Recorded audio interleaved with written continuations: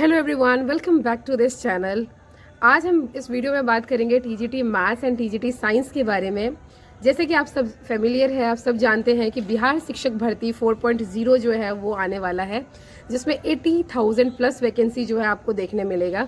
तो ये complete video होगा आपके एलिजिबिलिटी क्राइटेरिया के ऊपर for TGT maths and TGT science. उम्मीद करूंगी कि इस वीडियो में जुड़े रहेंगे आप और हर एक चीज़ को ध्यान से देखेंगे।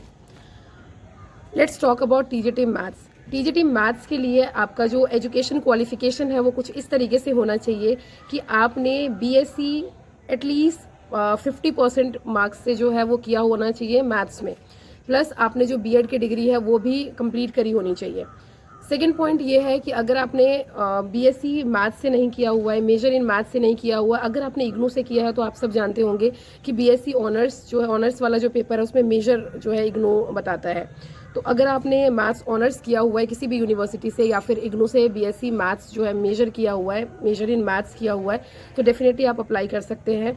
नेक्स्ट पॉइंट है कि अगर आपने मैथ्स पढ़ा हुआ है along with physics, electronics, computer science, chemistry या फिर स्टैटिक ग्रेजुएशन लेवल पे, तो भी आप अप्लाई कर सकते हैं इस टीजीटी मैथ्स के लिए, आप एलिजिबल हैं। नेक्स्ट पॉइंट ये है कि अगर आपने इंजीनियरिंग करी हुई है और वो भी आपका जो स्पेशलाइजेशन है वो मैथ्स में है, तो भी आप टीजीटी मैथ्स के लिए जो है वो एलिजिबल है। प्लस आपने बैचलर डिग्री जो है, बैचलर इन एजुकेशन जो है वो किया हुआ होना चाहिए, बीएड किया हुआ होना चाहिए किसी रिकॉग्नाइज्ड यूनिवर्सिटी से। करते हैं एज लिमिट की, तो एज लिमिट कुछ इस तरीके से बीपीएससी ने दिया हुआ है कि आप 21 ईयर्स से लेके 37 ईयर्स तक के अगर है तो आप अप्लाई कर सकते हैं, and this is for general male category. वहीं पे जो जनरल फीमेल है उनको 21 ईयर्स से जो है 40 ईयर्स तक का एज रिलैक्सेशन दिया हुआ है, और उसके बाद जो कुछ कैटेगरीज को उसके हिसाब से जो है उन्होंने कैटेगराइज किया हुआ है, एज रिलैक्सेशन दिया हुआ है।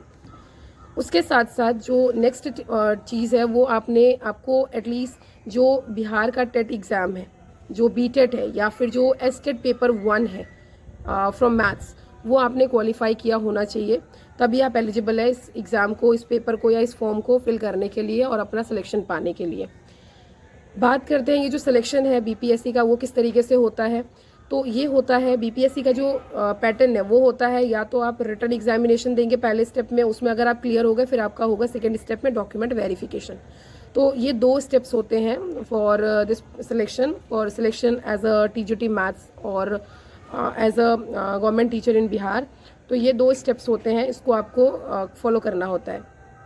और जैसे कि आप जानते हैं कि ये 150 मार्क्स का एग्ज़ाम होता है, जिसमें 30 मार्क्स जो है वो क्वालिफाइंग होता है, which include language papers, that means Hindi and English जो है इंक्लूड होता है, एंड जो 120 मार्क्स है वो मेरिट बेस्ड बनता है। तो अगर आप टीजीटी मैथ्स के लिए अप्लाई कर रहे हैं तो उसमें आपको 80 मार्क्स के मैथ्स के क्वेश्चंस आते हैं और 40 मार्क्स जो कॉमन पेपर होता है जीके एंड जीएस वो आता है। तो कुछ इस तरीके से जो है वो पूरा क्राइटेरिया है for TGT maths. Let's talk about TGT science. TGT science के लिए भी अगर हम एज रिलैक्सेशन की बात करें तो वो सेम है, हूबहू आपके टीजीटी मैथ्स के जैसा ही है।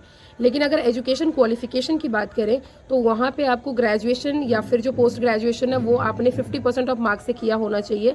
और अगर हम सब्जेक्ट कॉम्बिनेशन की बात करेंगे तो आपने ग्रेजुएशन जूलॉजी, बॉटनी या फिर केमिस्ट्री से किया होना चाहिए एट ग्रेजुएट लेवल। तो ये कुछ कैटेगरीज है, ये कुछ कॉम्बिनेशन है, सब्जेक्ट कॉम्बिनेशन है, जो आपने अगर किया है तो आप एलिजिबल हैं।